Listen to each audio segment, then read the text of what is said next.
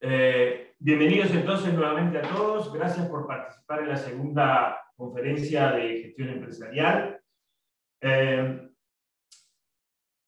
Presentar a mi tocayo, Enrique Noal, que a partir de ahora vamos a tratar de dirigirnos por los apellidos para que no existan confusiones. Es para nosotros, para el estudio, un verdadero honor contar con Enrique, con Noal, un profesional de muchos años en el tema de proyectos de inversión, más de 14 años trabajando en ellos. Tiene dentro de sus grandes participaciones haber sido el primer generador el primer simulador para los decretos reglamentarios. Es además alguien con quien en el estudio trabajamos con asiduidad, varios proyectos hemos encarado juntos y conocemos de su hombría de bien, pero además de su saber profesional. Entonces, dentro de este ciclo de charlas, nos pareció oportuno abordar este tema de proyectos de inversión, que sin lugar a dudas, por la cantidad de participantes, llama poderosamente la atención.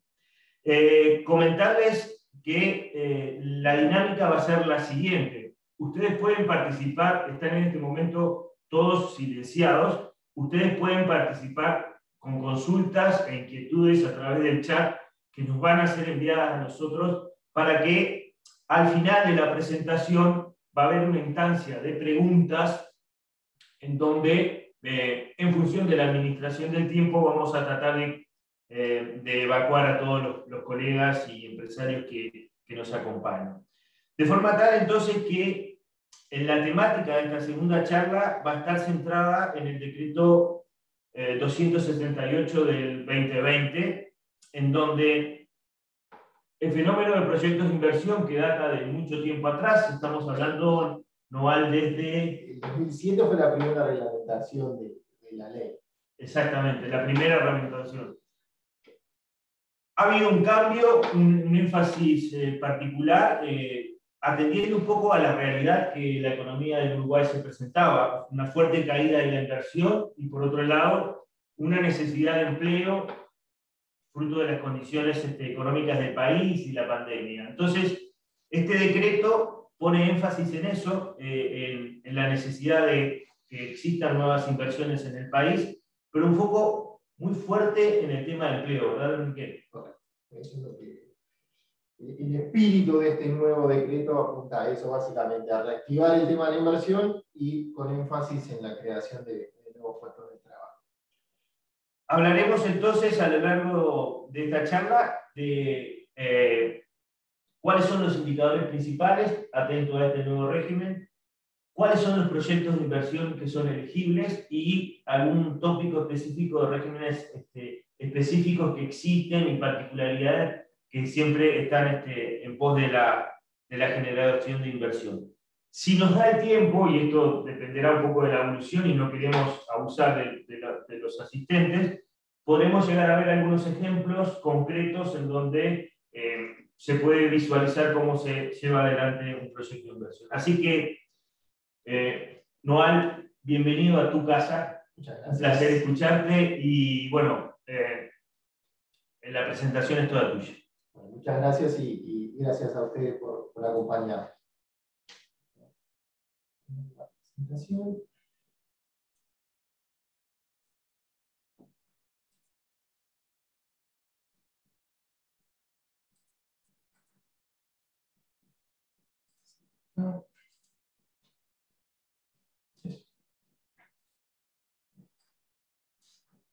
Bueno, como decía el tocayo, la idea es contarles hoy brevemente cómo está el régimen general de promoción de inversiones,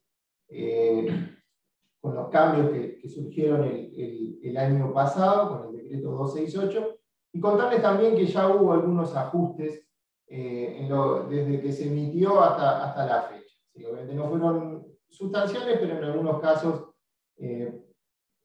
les puede afectar. Entonces, arrancando un poco con lo que es un poco de historia, ¿no? La ley de promoción de inversiones, la ley de protección y promoción de inversiones no es nueva, es del 98, ¿sí? es la ley que establece el paraguas para donde después van ajustándose los distintos regímenes, ¿sí? Y esa ley básicamente lo que apuntaba era a proyectos, lo que se presentaban eran proyectos de industria, de agro, pero no abarcaba a todos los sectores. Esa ley también creó la COMAP, ¿sí? Cuando uno presentaba proyectos antes de que estuviera reglamentada la ley, los criterios de la COMAP eran 2 hojitas, se presentaban los proyectos en el Ministerio de Turismo, ni siquiera tenía una oficina la COMAP, y había que presentar un plan de negocios como si uno fuera un banco a pedir un financiamiento, ¿sí? A partir del 2007, si bien existían otros decretos que reglamentaban la ley, pero el que cambió todo fue el decreto 455 del 2007. ¿Sí? Ese fue el que estableció un procedimiento y eliminó todo aquello de presentar un plan de negocio, sino que definió una metodología para evaluar los proyectos. Si bien había algunos indicadores que quedaban un poco a criterio de la COMAP, estableció una metodología bastante transparente. Ahí, como decía Enrique, nosotros, porque trabajando empezamos a hacer un Excel para la interna, para evaluar cómo hacer proyectos, y ahí surgió un poco el primer simulador del 455. ¿Sí? Después, en el 2012, de los decretos que reglamentaron la ley, el régimen general, el del 2012 fue, digamos, se puede decir que es el peor decreto. ¿Sí? Peor decreto porque primero cerró un poco la canilla en la mayoría de los casos, no se puede decir que para todo el mundo, pero para la mayoría de los proyectos se cerró un poco la canilla de los beneficios y estableció toda una metodología, modificó la metodología haciéndola un poco más compleja. ¿Dónde estaba básicamente el tema de la complejidad? Fue en el tema del empleo. El empleo ya no se puntuaba por cantidad de empleo general, sino que el empleo estaba ponderado en función de los salarios de las personas, si era menor, si era mayor, del sexo, si era trabajador rural. Entonces entró a complejizar un poco los criterios de evaluación de los proyectos.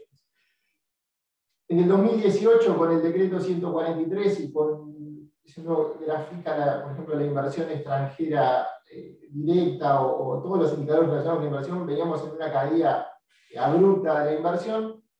Lo que buscó el gobierno fue volver un poco al 455, es decir, abandonar el decreto 2 y volver a las raíces. ¿Sí?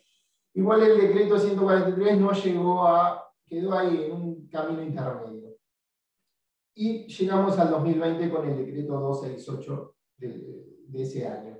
Y acá en plena pandemia, este decreto lo que hace sinceramente es el mejor de los anteriores, en la mayoría de los casos toma lo mejor de los decretos anteriores, ¿sí? Y en algunos casos los mejora. O sea y a su vez este decreto fue complementado con con beneficios transitorios que se han repetido ya como 2 o 3 veces a lo largo de todo este tiempo. ¿Sí? Pero bueno, y después obviamente tenemos todos los criterios de la COMAP que van acompañando a medida que se emite un nuevo decreto.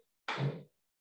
Entonces, y previo a entrar en lo que es el régimen general de promoción de inversiones, esto es más un mensaje que está bueno que lo tengan presente. Hay regímenes específicos, todos cuelgan de la ley de promoción de inversiones, que es el gran paraguas, pero hay regímenes específicos.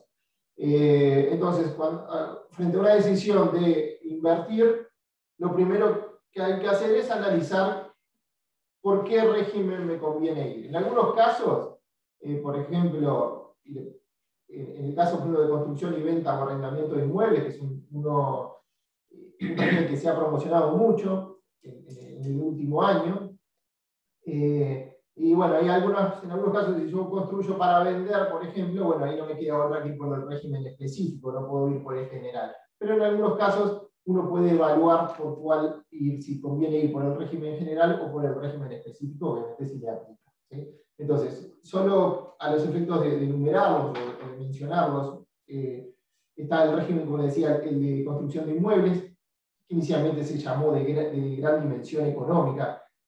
Eso porque eran proyectos de unos 15 millones de dólares y estaban pensados para hacer nuevos edificios o o reactivar los esqueletos que habían quedado abandonados, sobre todo en el este del país. Después se fue bajando y quedó en 20 millones de UI el mínimo, o sea, estamos a 2 millones de dólares, o sea que el criterio de gran dimensión un poco se fue perdiendo.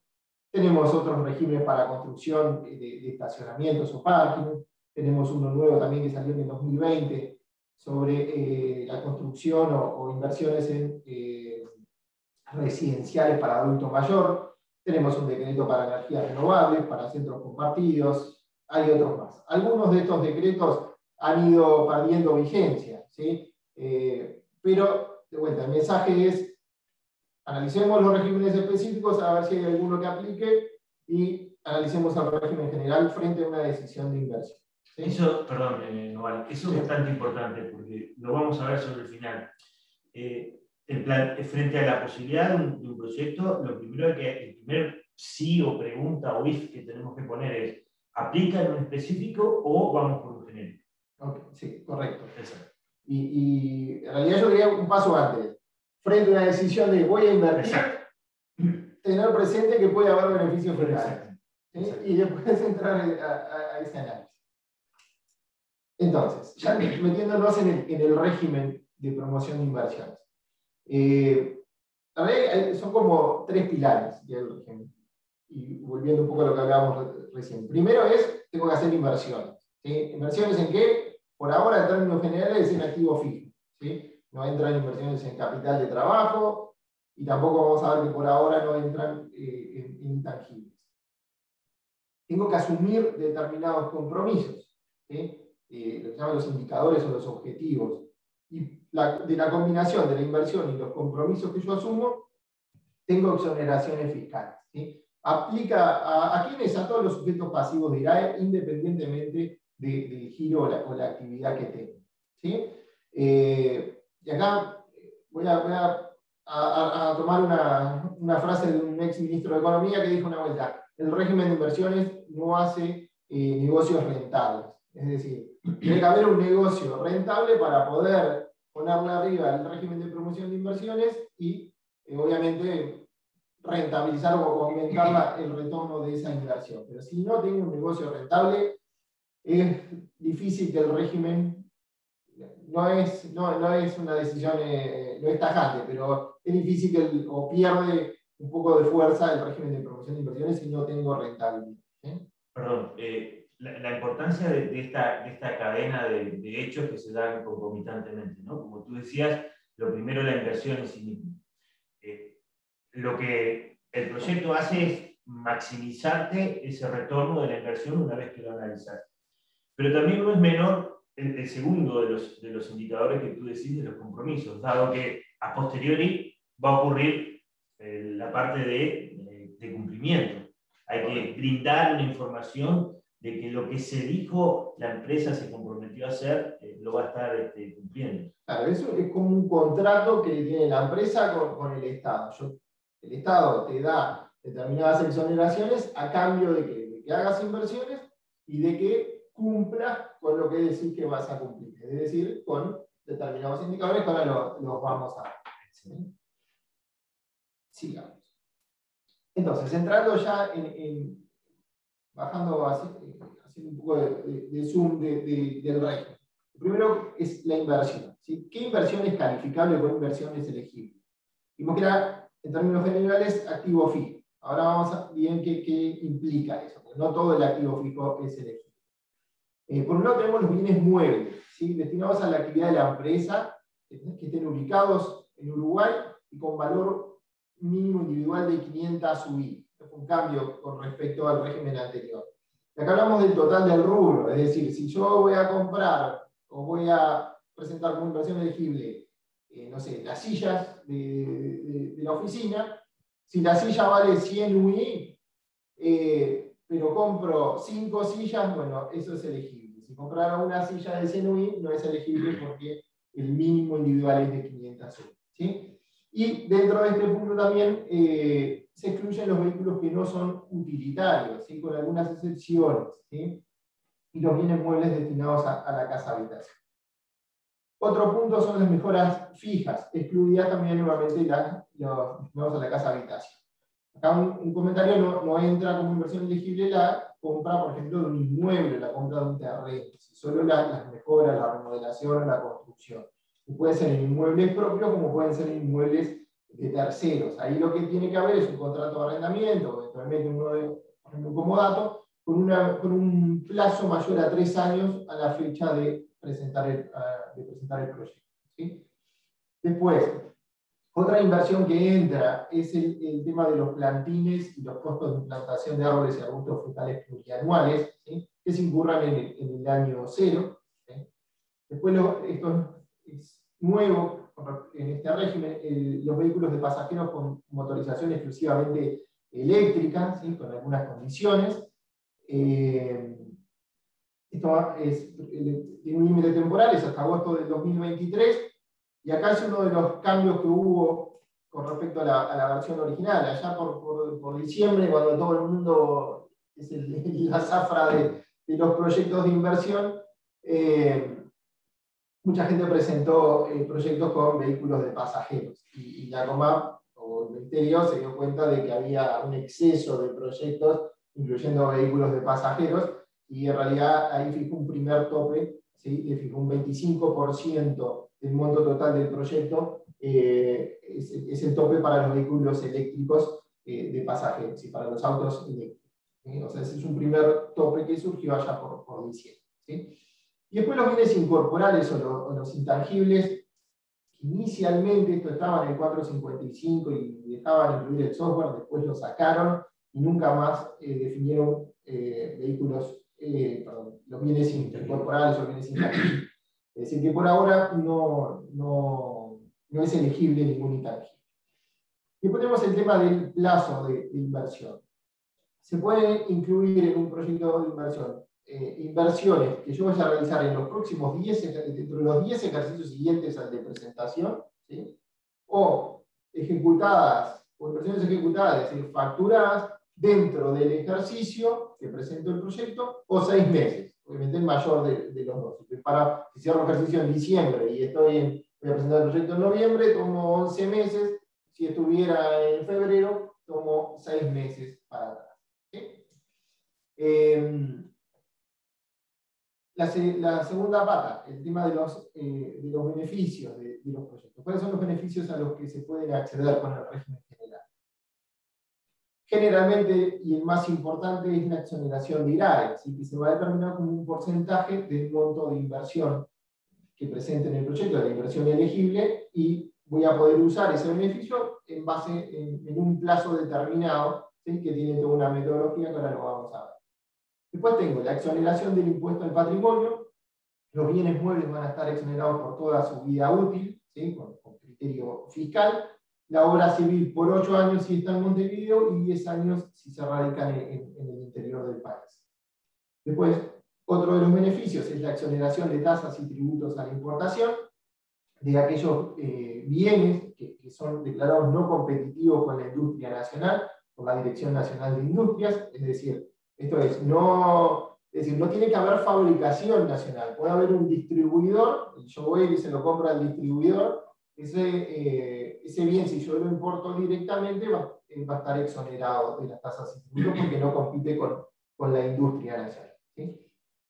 Muchas veces digo, la primera presunción o la primera imagen que nos viene a la mente con un proyecto de inversión es obtener el primer beneficio, el de la exoneración. Pero estos 3 adicionales que tú estás mencionando también pueden hacer que una inversión sea mucho más... El último, por ejemplo, el caso exactamente. del IVA, la devolución del IVA de la obra civil, y a partir de este decreto también de los bienes muebles, ¿sí? Puede llegar a ser muy importante, sobre todo en proyectos de construcción o que tienen un plazo importante. Por ejemplo, casos típicos son la construcción de repente de un edificio de oficinas para alquilar. Entonces ahí el IVA es importante durante la etapa de construcción, que lo tengo que financiar mediante, por ejemplo, un préstamo bancario. Entonces eso tiene un costo importante. Entonces para esos proyectos la devolución del IVA es clave. ¿Sí? Y otra consideración importante, lo que vimos en el slide anterior, es que uno puede construir sobre o hacer una obra sobre un bien arrendado o con determinado obviamente con un contrato, ¿no? Es decir, con un contrato de arrendamiento. Hay que presentar el contrato. Hay que presentar el contrato de arrendamiento. También es otro punto bastante interesante que es oportuno mencionarlo nada más de cómo diferenciar, ¿no? Correcto. Después llegamos a los compromisos, la matriz de indicadores. ¿Sí? Esta matriz ahí, yo les puse el decreto 143, el anterior, y el 268 para que se pueda comparar. Análisis comparativo. Ahí está. Los indicadores son los mismos, es decir, el nombre de los indicadores o los objetivos son los mismos, pero el cálculo ha cambiado. Esta matriz no quiere decir que uno tenga que ir por todos los objetivos, puede ir por uno solo, por ejemplo.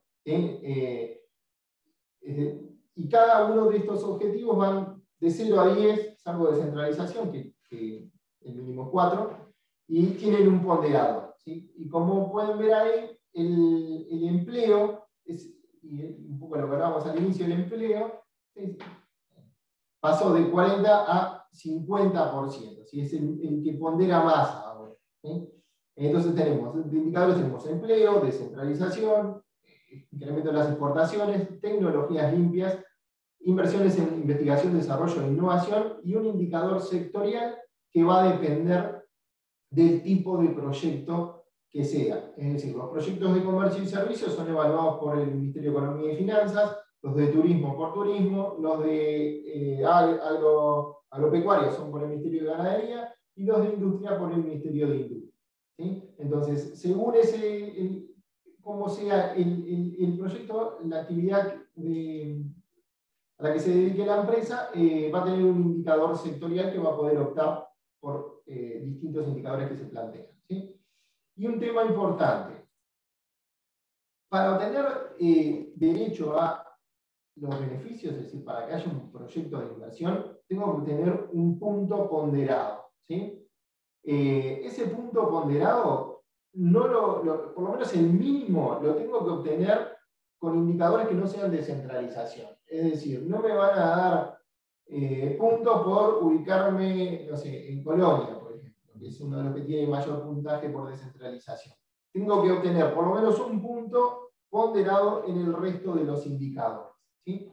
Y ese mínimo, ese primer punto, es como el punto en la altura de La Paz, ese primer punto nos da derecho a un 30% de exoneración de IRAE, es decir, si invierto $1 millón, voy a tener $300.000 para descontar de futuros impuestos a la renta, más el resto de los beneficios que son binarios. ¿Sí? Es exoneración del impuesto al patrimonio, exoneración de tributos a la importación y la exoneración de la devolución del IVA. ¿Sí? Es decir, que cuanto más puntos obtenga en esta matriz, voy a ir incrementando la exoneración de IRAE, pero los otros beneficios obviamente no cambian. ¿Sí?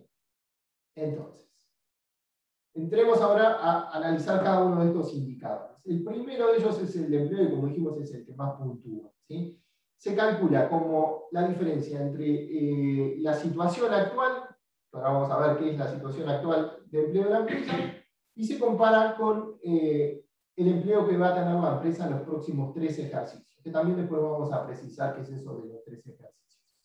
Entonces, se aplica esta formulita que aparece ahí, el empleo incremental, ¿sí? El promedio de esos 3 años menos la situación actual, dividido la inversión elegible en millones de unidades indexadas elevada a la 1/3. ¿Sí? Es decir, como primer concepto, este indicador tiene 2 variables, ¿no? El empleo que genera y a su vez está asociado a la inversión, que ahora lo vamos a ver qué significa ese 1/3. Para que una persona, para que un nuevo funcionario califique como nuevos empleos, tiene que trabajar, tiene una carga horaria de 30 horas semanales o 130 horas mensuales en el caso de jornalero. ¿Sí? Si trabaja menos horas, se va a prorratear, es decir, si uno trabaja 20 horas, va a tener 2/3 de empleo en COMAP. ¿Sí? Ahora, si trabaja 40 horas, va a seguir siendo un puesto de trabajo. Esto, tenerlo presente, pues esto cambia con respecto a regímenes anteriores donde se prorrateaba hacia arriba y hacia abajo. Una consideración que es importante, cuando hablamos de incrementar de empleo, en algunos casos, en algunas empresas donde tengo una nómina estable, por así decir, supongamos 100 personas, e incrementó 30, es claro. Pero cuando el incremental, hasta nominal, sé los nombres de las 30 personas que ingresaron, por así decirlo. Pero en empresas donde existe una rotación muy significativa, lo que se determina de ese incremental es el promedio de las nóminas, por lo cual también hay que brindar una información de las nóminas que... Te me estás adelantando, pero sí, es correctísimo lo que dice el colega. Vamos a tener que esa situación actual va a ser el promedio de los 12 meses, ¿sí? Y sobre todo donde hay estacionalidad, siempre es el promedio. Y después, a su vez, el empleo incremental también se va a tener en cuenta esas estacionalidades, porque va a ser el promedio va a ser el promedio de 3 años, pero dentro de cada año el promedio mensual. Perdón que... No, está correctísimo. Después no sé, podemos hacer algo. Ahí está, sí. Pero eso lo hacemos en el colegio. Y esto acá está graficado, la inversión en millones de dólares y el empleo a generar, ¿sí? Para obtener el primer punto. ¿Qué queremos mostrar con esto? Esto lo que muestra es que a medida que aumenta la inversión, aumentan los requisitos de empleo, ¿sí? Pero menos que proporcionalmente. ¿Y por qué menos proporcionalmente? Porque está dividido, bueno, un poquito para atrás, por un tercio. Si esto fuera... ¿Cómo juega el numerador y el denominador? Claro, si esto fuera 1, esto sería una recta, es decir, a un peso de inversión, un peso, o sea, incrementaría en la misma proporción el empleo y la inversión. Acá lo que se busca es que si ponemos un mini mercado, va a requerir menos empleo que si viene una mega fábrica con millones de dólares de inversión. Es decir, se le va a exigir a la mega fábrica más empleo para generar el primer punto, pero menos que proporcionalmente, por ese un tercio. El régimen anterior estaba elevado a un medio, y esto ya era más, se parecía más a una regla. ¿Sí? El indicador de descentralización, otro que ha tenido cambios importantes. El indicador de descentralización con los decretos anteriores se medía en función del índice de desarrollo humano, ¿sí? Y ahora se mide en función de la caída del empleo, ¿sí? A través de la tasa de empleo de la encuesta continua hogares. Por ahora se está tomando el 2019, eventualmente puede actualizarse. ¿Qué es lo que el cambio importante, por ejemplo, está en que Montevideo, con el régimen anterior y por el índice de desarrollo humano, tenía 0 puntos, porque era el departamento que tenía mejor índice de desarrollo humano. Entonces le ponían 0 y hubo un decreto, el 2, que lo hacía por departamento. A través de la caída del empleo, cambiaron un poco el ranking de los departamentos, y por ejemplo en Montevideo queda a mitad de tabla, quedó con 6 puntos. ¿Sí? ¿Cómo funciona este indicador? Uno tiene que decir dónde va a radicar la inversión. Si la inversión está en más de un departamento, se va a prorratear, ¿sí? En función de cada departamento. Si no se puede asociar por temas de movilidad, porque la inversión son camiones que están recorriendo el país, bueno, entonces tomo el domicilio fiscal de la empresa. ¿Sí? Como les decía, el cumplimiento se logra, obviamente radicando la inversión donde dije que la iba a radicar.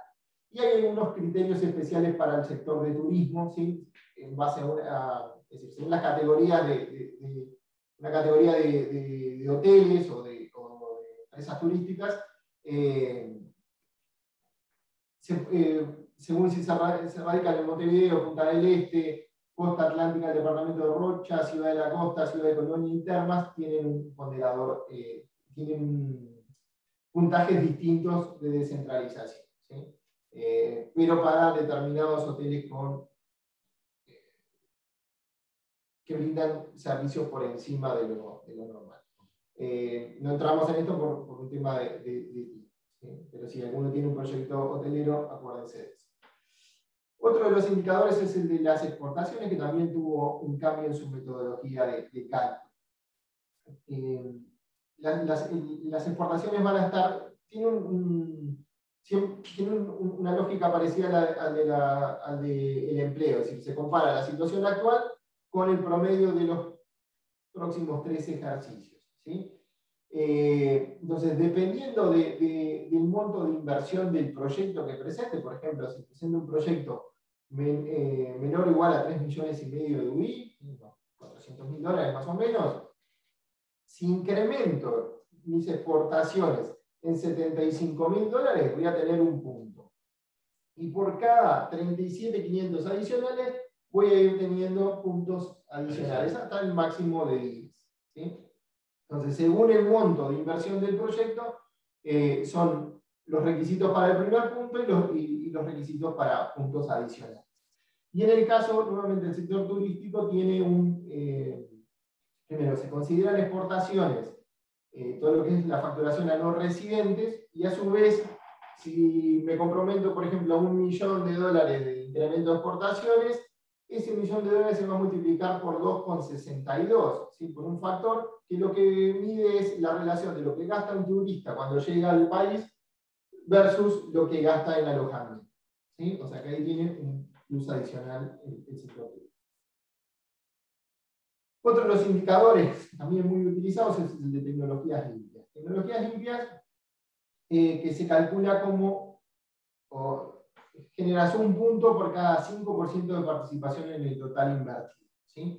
Y tecnologías incluye todo lo que es bienes que contribuyen obviamente a temas medioambientales, eficiencia del uso de los recursos, utilización de energías renovables, reducción de generación de residuos, etc. ¿Sí?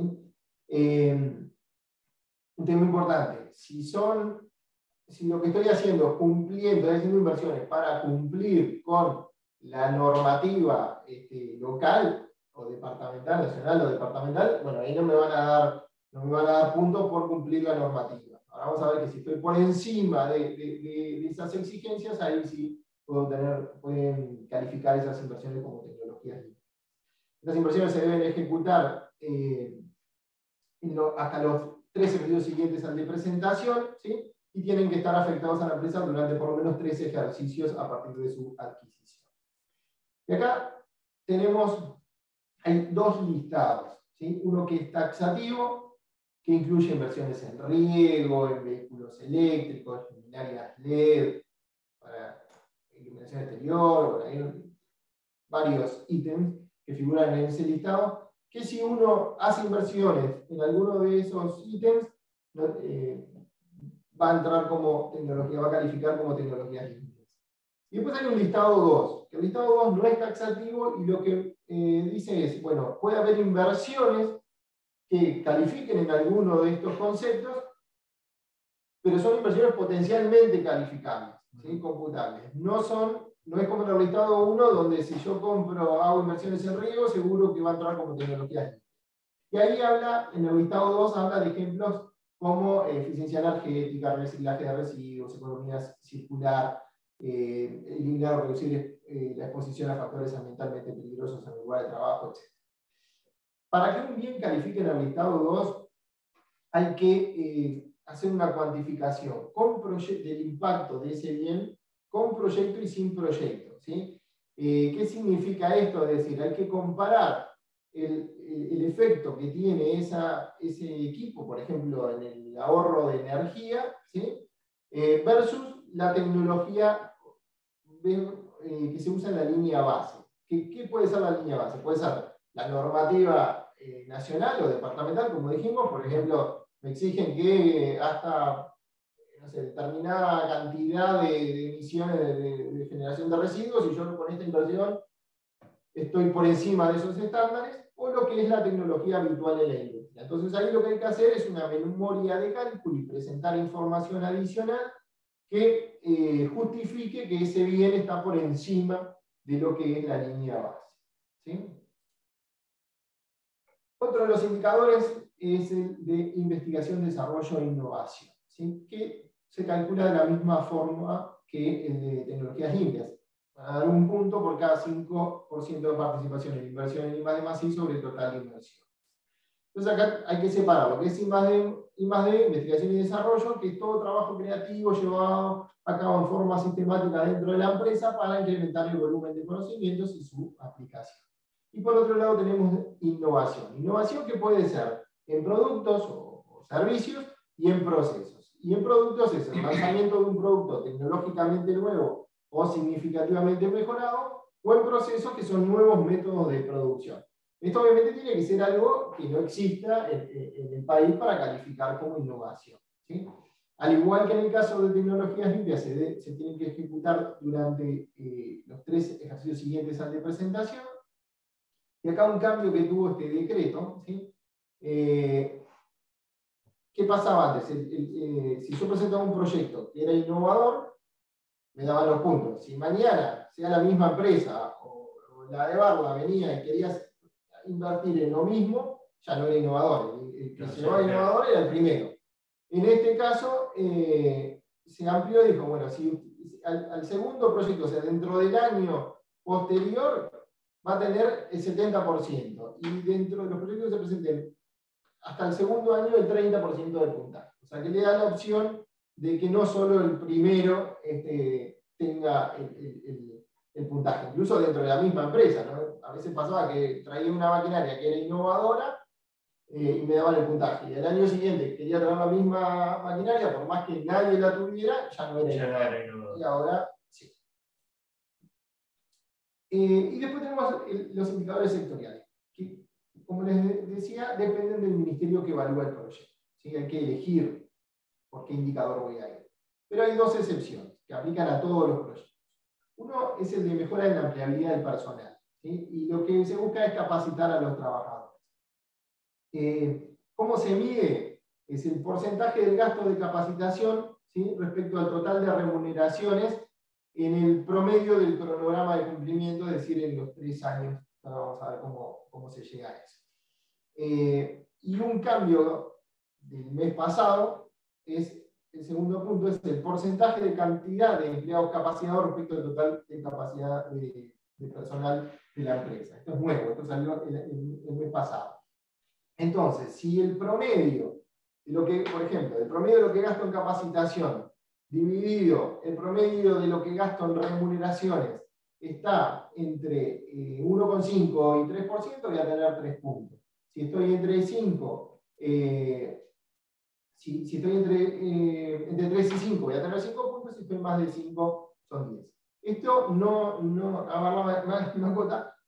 incluye la capacitación interna, es decir, esto tiene que ser, hay que presentar un plan de capacitación que va a tener que ser evaluado por el Ministerio de Trabajo, con la temática, con las horas, etc. No es tan fácil, no es que yo hago junto a la gente y hago un curso. No, tiene que ser un plan de capacitación. Porque existen muchas empresas que toman el personal, le dan una formación específica de lo que es su área, ya sea de salud, de la industria, que es una capacitación interna para la formación del personal. Esa no es el ejemplo. No, si yo agarro ese personal y mando a capacitarlo a una institución que tiene un curso preparado, ahí sí. Exacto. Pero si es un supervisor que capacita a los nuevos ingresos, obviamente son. Gracias. No. Después, tenemos otra excepción a este indicador sectorial, que es las inversiones en generación de energía proveniente de fuentes renovables / nivel tecnológico del producto elaborado. ¿Qué significa esto? Hay un indicador que se llama nivel tecnológico del producto elaborado que aplica para los proyectos industriales, que ahora lo vamos a ver, que es a medida que el nivel tecnológico del producto que elabora la empresa es mayor, tiene más puntos, ¿sí? Y lo que dentro de esa calificación, cuando una empresa genera energía con fuentes renovables, tiene 10 puntos en ese indicador. Entonces, pero ese es un indicador que solo aplica a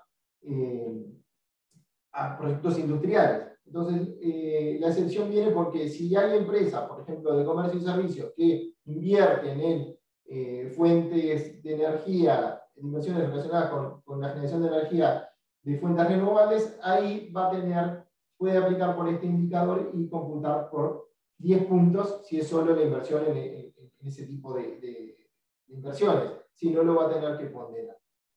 Y acá uno de los cambios también que hubo a principio de año y generó bastante, seguramente muchos de ustedes recordarán algunos comunicados de la tele, de la Asociación de Energía Renovables, generó un chisporroteo importante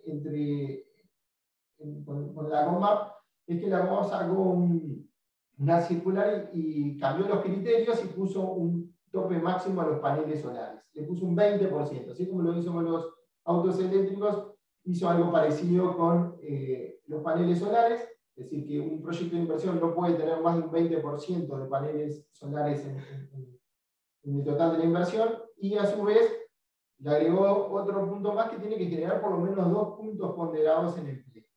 ¿Sí? Eso de vuelta generó bastante. Después, los sectoriales que corresponden al Ministerio de Economía y Finanzas. Se puede optar por dos indicadores, es decir, uno puede elegir por uno u otro, y eso es el que va después a la matriz. Uno de ellos es diferenciación de productos y procesos, que es todo lo que tiene que ver con la obtención de normas de calidad, ¿sí?, en la prestación de los servicios o en la venta de los productos. ¿Sí? Entonces tenemos normas ISO 9000, ISO 14000, ISO 18000, hay todo un listado de normas. ¿Sí? Si se obtiene alguna de esas normas, se va a obtener 5 puntos, ¿sí?, en este indicador. El plazo es, si uno ya tiene, si la empresa que presenta el proyecto tiene una certificación, son válidas hasta 12 meses obtenidas antes de la presentación del proyecto. Y si no lo tiene un plazo hasta 2 ejercicios siguientes al de presentación del proyecto, si es una empresa en marcha, o a la obtención de los 2 ejercicios siguientes que se obtienen ingresos operativos para empresas nuevas. ¿Sí? Y esa certificación se tiene que mantener por 3 ejercicios. Y después tenemos el índice de mantenimiento de la actividad, que es aplicable hasta el 31 de diciembre de este año. No sé si lo correrán o no, dependerá de cuántas empresas lo han usado.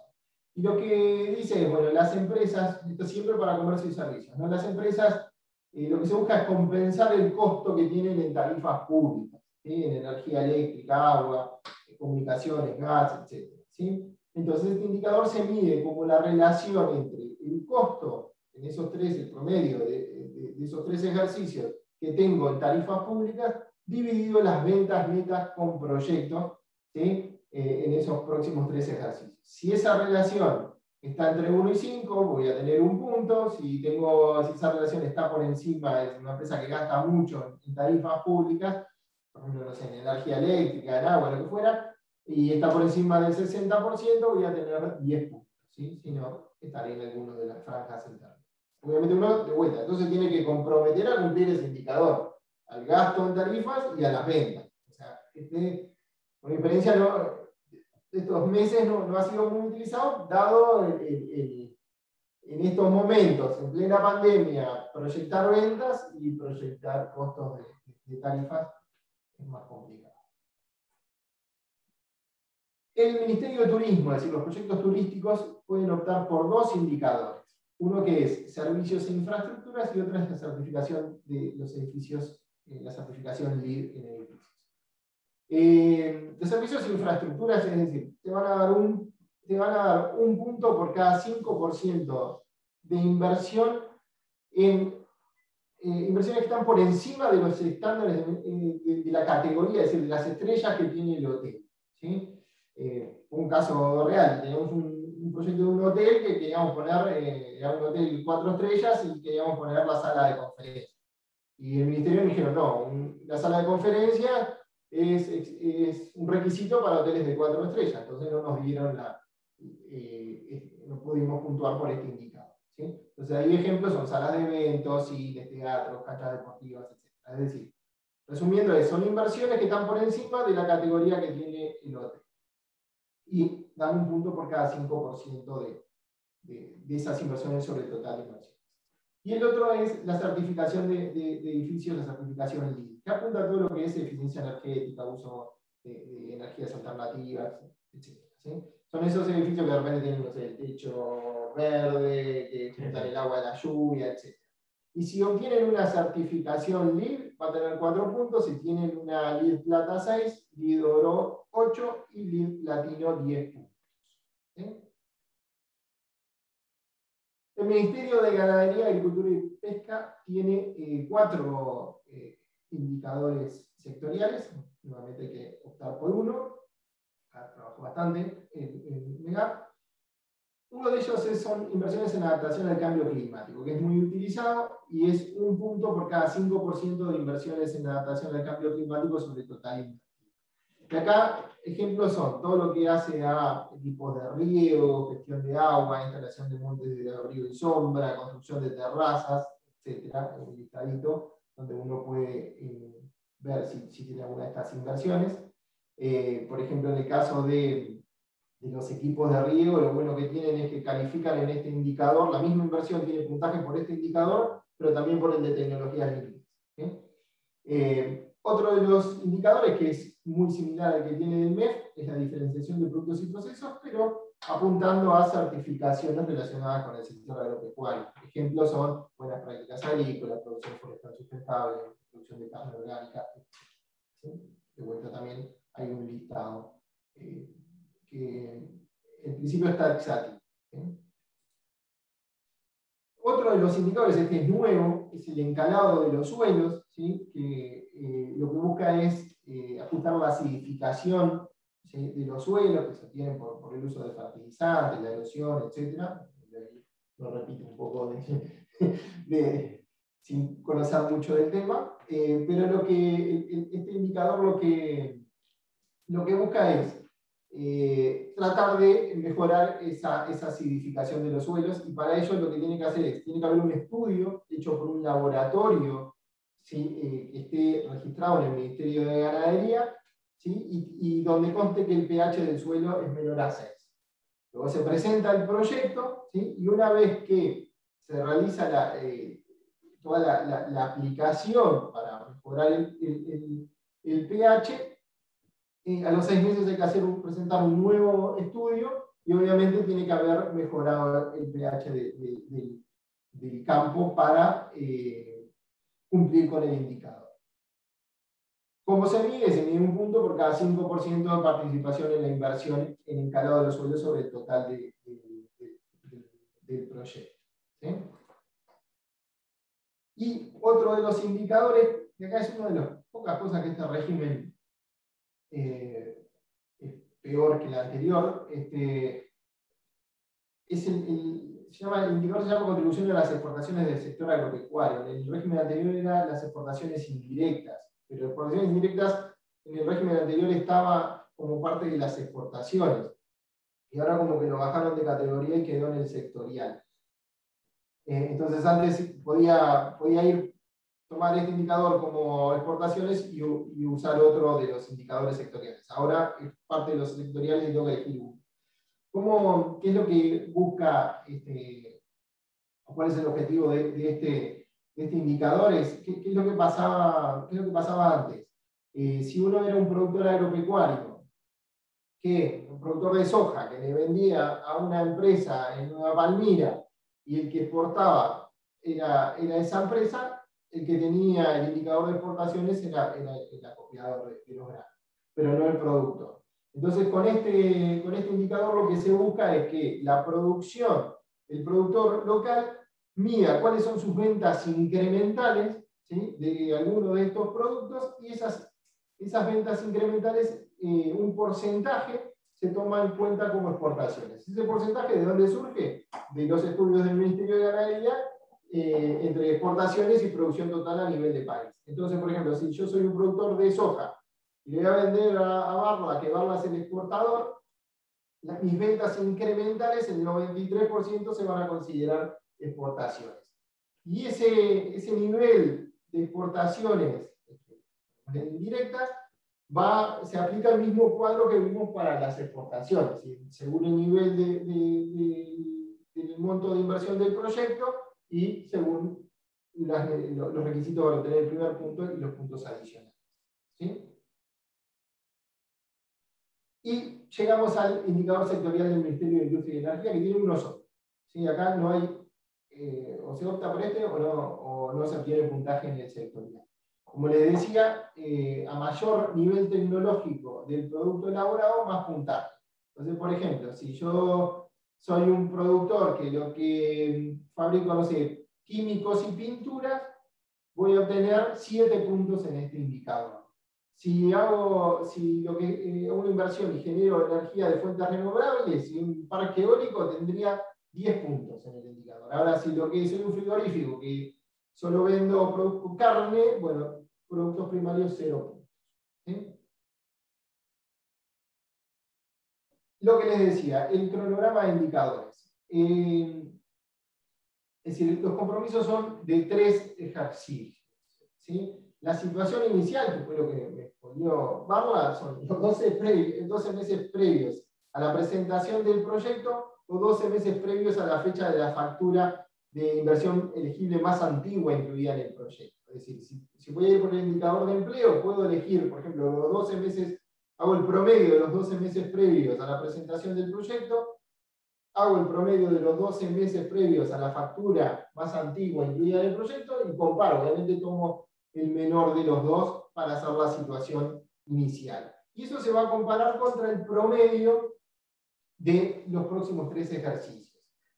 ¿Y cuál es el año 1, los efectos de esos 3 ejercicios? Si es una empresa nueva, es el siguiente al primer ingreso operativo que obtuvo la empresa. Si es una empresa en marcha, va a ser el siguiente al de presentación del proyecto. Y se puede extender, ¿sí? Hasta 12 ejercicios el inicio de estos indicadores. ¿Sí? Se tiene que solicitar y la COMAP lo va a evaluar. ¿Sí? Si, por ejemplo, yo soy una empresa en marcha, pero estoy mudando la planta, construyendo otra planta, y bueno, capaz que el empleo lo voy a generar una vez que termine de construir la planta. Entonces, y la planta me lleva, no sé, un año de construcción, entonces puedo solicitar que este indicador comience, por ejemplo, un año después.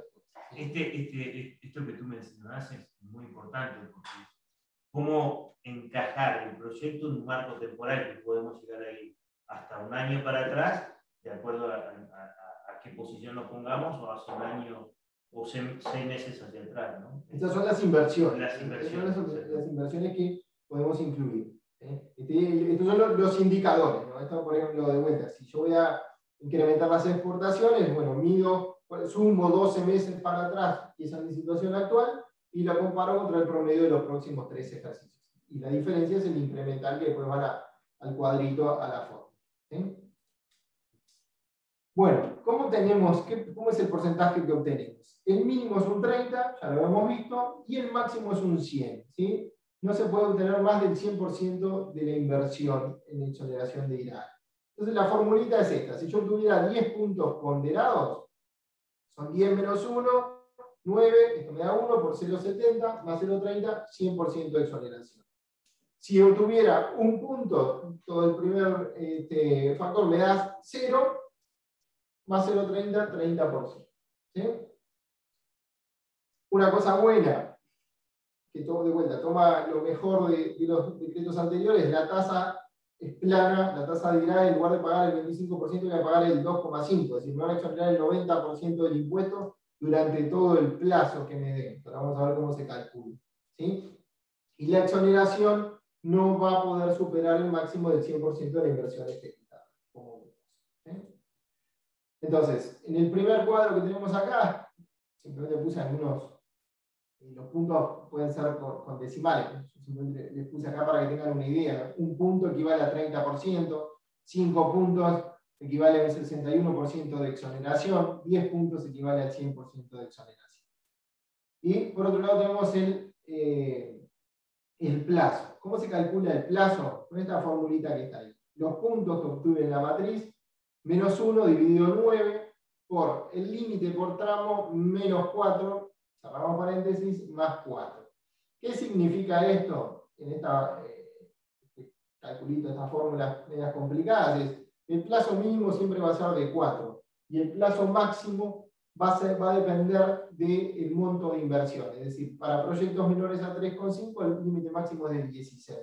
Para proyectos entre 140 y 250 millones de UI, el plazo máximo va a ser de 22. Si tengo proyectos de más de 500 millones de UDI, voy a llegar al plazo, podría llegar al plazo máximo de 25 años. Y otro tema importante es, depende de la inversión y depende del puntaje. Y ahora vamos a ver cuál pesa más.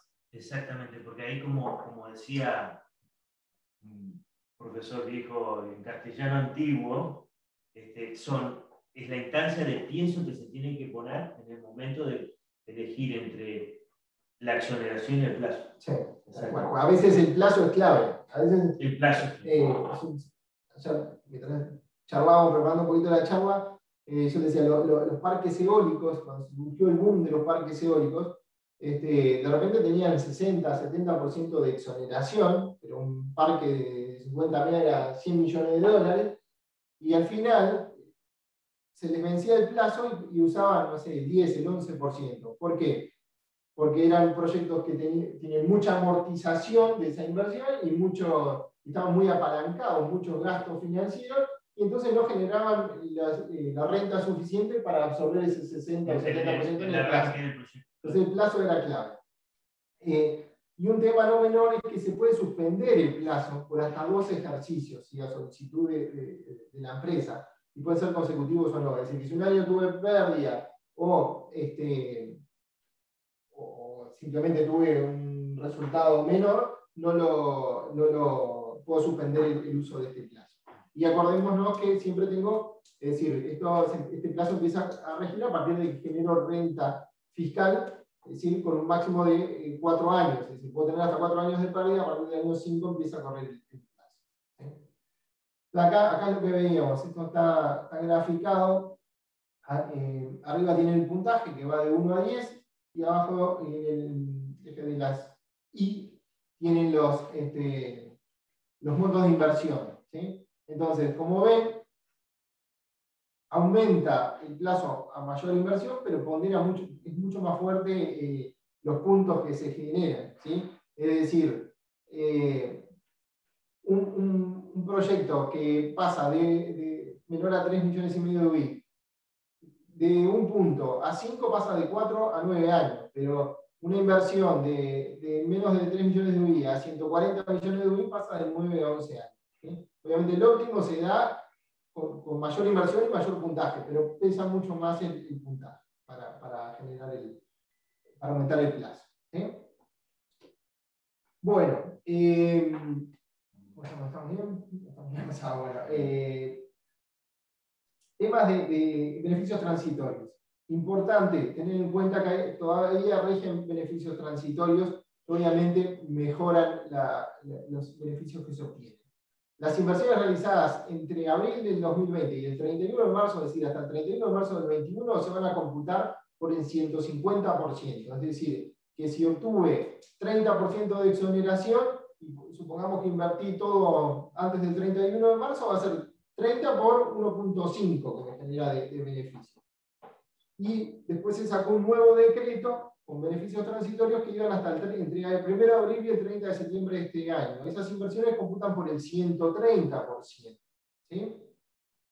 Y en principio no se deduce del monto total exonerado esos beneficios transitorios. Pero siempre con el tope del 100%. Ahí hubo hay como 2 posiciones. Pero bueno, en principio la posición de la COAB es que no se deduce del monto total exonerado, pero no se puede pasar del 100% del monto de inversión. Paso rápido el tema de incentivos adicionales. Hay 2 incentivos adicionales. Uno es para las MIPE, ¿sí? Que presenten proyectos por hasta 3,5 millones de UBI. Se le va a sumar al porcentaje de exoneración un 10% adicional, es decir, si tuvo por ejemplo el 30%, va a tener el 40%, y se le va a dar un año adicional de plazo. Pero ojo, yo puedo tener una MIPE, pero que integra o pertenece a otra empresa controlada o pertenece a un grupo económico que juntos superamos las condiciones de MIPE, que son hasta 19 empleados y una facturación anual de 10 millones de UBI. Entonces, si pertenezco a este grupo, no califico como MIPE. ¿Sí? Se toma en cuenta el personal que tenía el mes anterior a la presentación y la facturación del último ejercicio para calificar si está dentro de la categoría de MIPE. ¿Sí? Y en el caso de empresas nuevas, tienen que presentar una ADJ donde se van a comprometer a mantenerse como MIPE en el ejercicio siguiente al que comiencen sus operaciones. Porque obviamente si es una empresa nueva, lo más probable es que sea MIPE al principio, pero después puede crecer. Después hay beneficios adicionales para gente que se instale en parques industriales o parques científicos. ¿Sí? Entonces hay un beneficio adicional del 15%, acá no se suma, sino que se multiplica por 1,15, ¿sí? Al porcentaje que obtuvo en el escenario base, y en el plazo, a usuarios que realicen actividades industriales, que realicen servicios conexos a actividades industriales, ¿sí?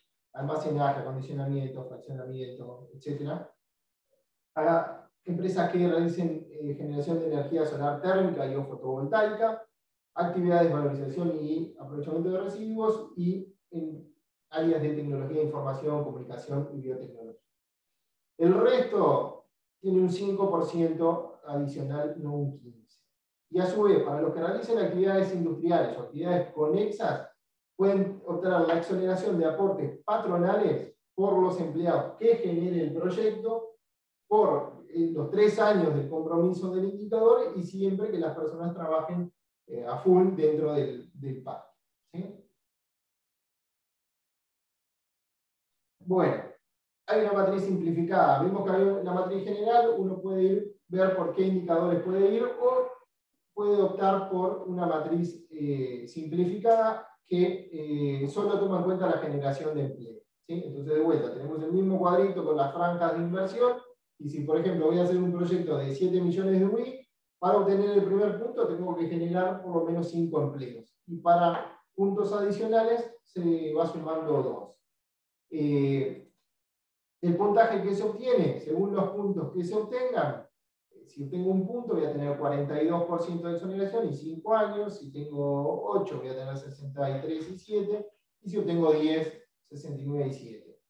Acá, ojo, no siempre un proyecto que vaya solo por el indicador de empleo le conviene ir por la matriz simplificada. A veces conviene ir por la general, porque también siempre vamos a tener puntaje por descentralización. O sea que hay que hacer el cálculo y no solo decir, bueno, voy por la simplificada porque solo voy por el empleo. ¿Sí? Ampliaciones. Se puede realizar una ampliación dentro del plazo de utilización de IRAE, ¿sí? Una sola, por hasta el 30% de la inversión del proyecto original. No se exigen nuevos compromisos. Si se está dentro del 30 y el 50%, se va a exigir nuevos, a prorrata, nuevos incrementos de los indicadores. ¿Sí? Es decir, si por ejemplo yo voy a incrementar, voy a hacer una ampliación por el 50% del proyecto original, por el primer 30% no me exigen nada, y voy a tener que aumentar los indicadores un 20%, ¿sí? Antes de la ponderación. Y si la ampliación ya es más del 50%, hay que presentar un proyecto nuevo, obviamente con sus indicadores. Bueno, esto es toda la parte linda. Después viene la parte de el tema de los controles de cumplimiento de estos beneficios, ¿sí? Lo que se llama el control y seguimiento. Y acá tenemos 3 tipos de incumplimientos. El primero es en la entrega de información, ¿sí? Que tenemos 4 meses desde el cierre de ejercicio, y después tenemos 30 días hábiles desde esos 4 meses para presentar la información de seguimiento anual, y si no se presenta tendría multas y recargos, devolverlos, reliquidar con multas y recargos. Después tenemos otro incumplimiento, puede ser en la ejecución de la inversión. Yo dije que iba a invertir, que siempre hay diferencias. Siempre, no hay proyecto en el que tenga diferencias en la SUBI que se comprometió a invertir. El tema es ir usando a prorrata de efectividad. Es decir, si yo dije voy a invertir 1000 UI, terminé invirtiendo 950, usar el 95% del beneficio. Entonces, si yo estoy por debajo de la inversión comprometida, pero cumplí los objetivos sustanciales del proyecto y usé de más los beneficios, tengo que reliquidar, pero actualizado por la UI. Si tuve un cumplimiento parcial, ahí la Comau va a decir, bueno, vaya, reformule el proyecto, devuélvame lo que usó indebidamente, pero ahí sí con multas. Y si no cumplí nada de lo que dije, lo que era el proyecto, ahí está revocada la resolución y multas y recargos. ¿Cuándo se genera el incumplimiento? Cuando se termina el cronograma de inversión, el plazo para realizar las inversiones. O si se llegó a modificar, obviamente, la modificación. Y el último de los indicadores es el último de los incumplimientos es en los objetivos de la matriz, es decir, en los indicadores. Entonces ahí voy a, por ejemplo, en el empleo, ¿no? Llegué al empleo que había comprometido. Entonces ahí tengo que devolver, si usé de más, actualizado por la UI. ¿Y esto cómo se calcula? Que ya estamos terminando. Hay un margen de tolerancia en el cumplimiento de la matriz de indicadores. Y es un 20%, ¿sí? Al total de la matriz. Es decir, que si yo estoy dentro del 20% del puntaje que tenía al inicio, todo bien, no pasa nada, es como si hubiese cumplido. Si estoy por debajo, tengo que ver si tengo que reliquidar, si llegué a algún puntaje, seguramente tengo que cambiar lo que usé si usé de más el beneficio. Si usé por rata, tendría que ver. Si estoy por encima de lo que yo, no sé, dije que iba a contratar 10 puestos de trabajo y terminé contratando 20, puedo ir y pedir una reformulación, una repuntuación del proyecto y obviamente obtener más beneficios, ¿sí? Y si por razones de fuerza mayor no se puede llegar a cumplir esos indicadores, como pasó en muchos casos con el tema de la pandemia, se puede pedir, solicitar a la COMAP, obviamente fundamentando el caso, el corrimiento del cumplimiento de los indicadores. Pero siempre va a ser por 3 años. Y creo que con esto dejaba por acá. Bueno. Tienen ahí el correo de Enrique y el del estudio. Cualquier consulta para el futuro y consultas adicionales, estamos a las órdenes. Si podés dejar de compartir la pantalla.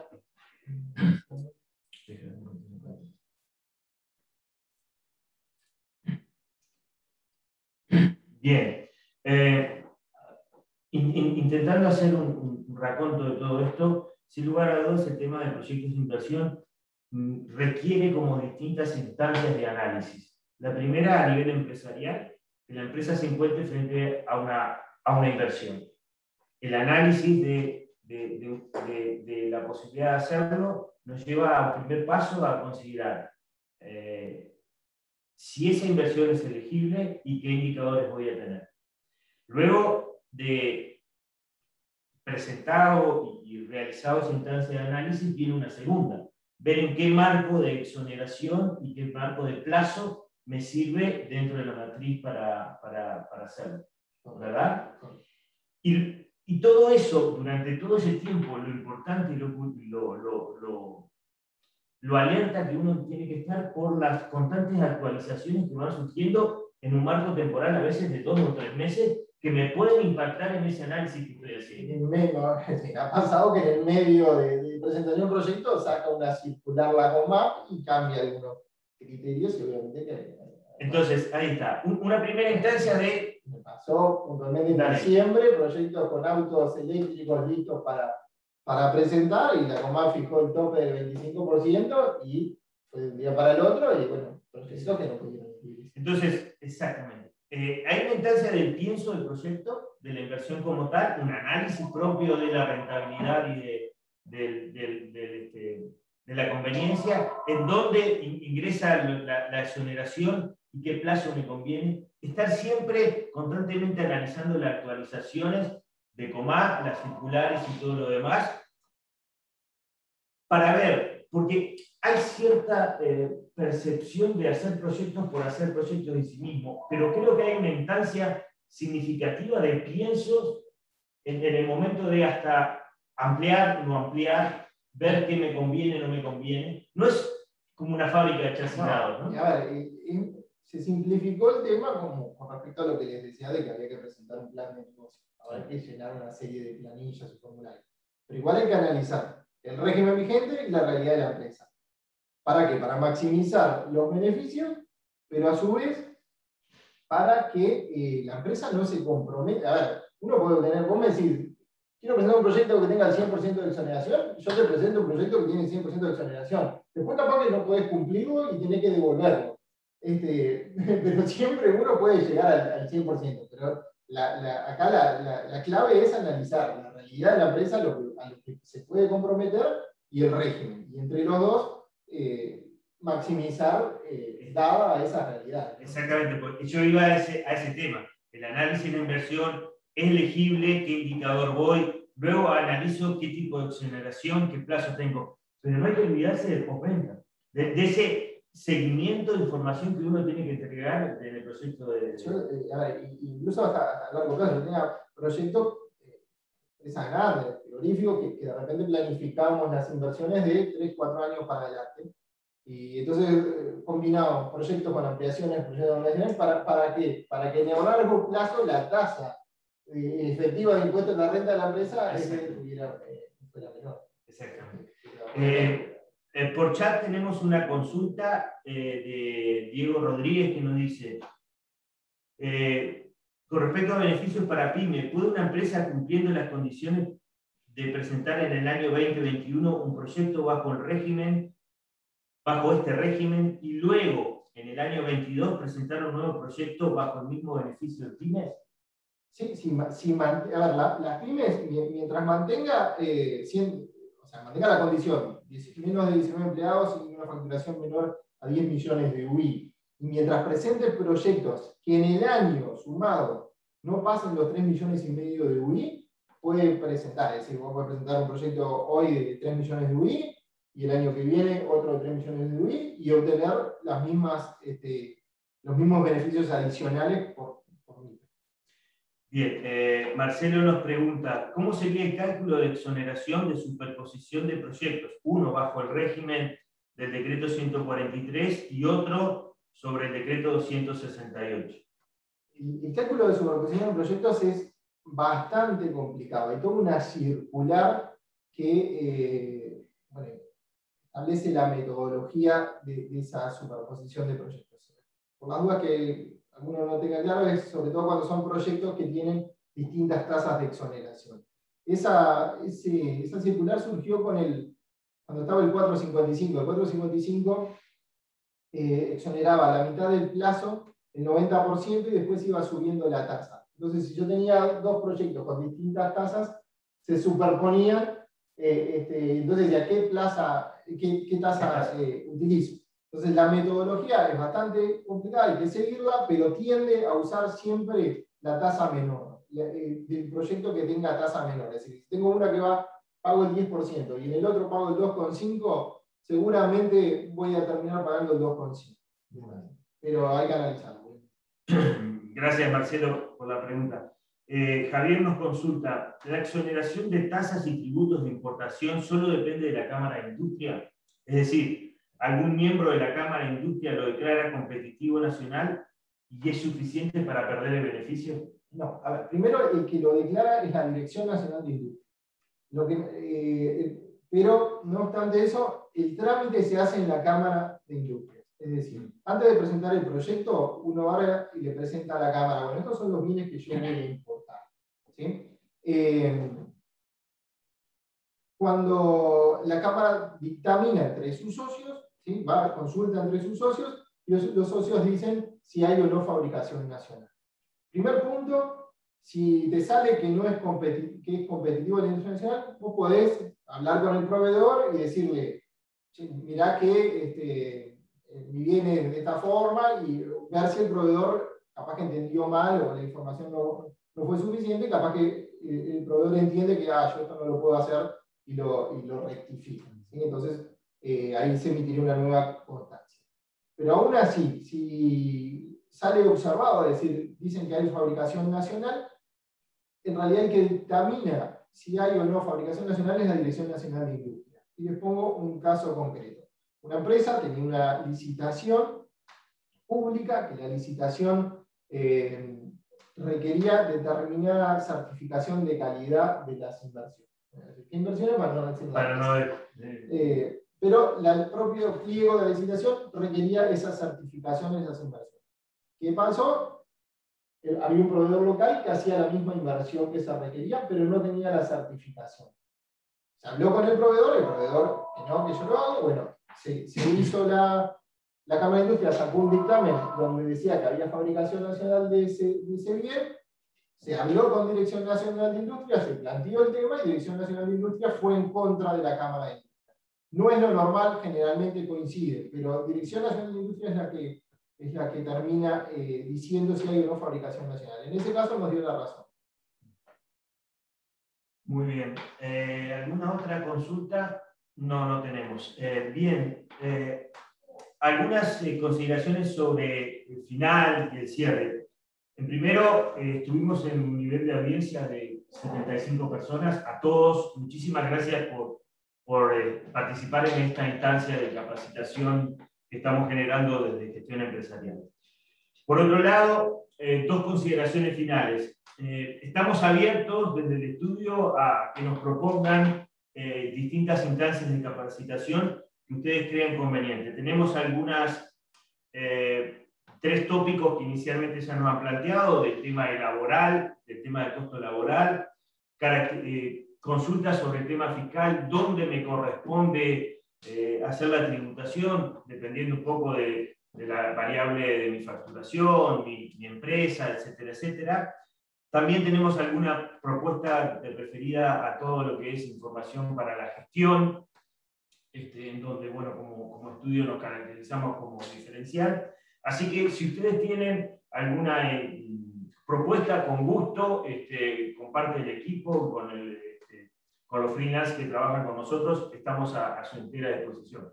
La instancia de charla va a ser una por mes, de forma tal de tampoco agobiarnos en la formación.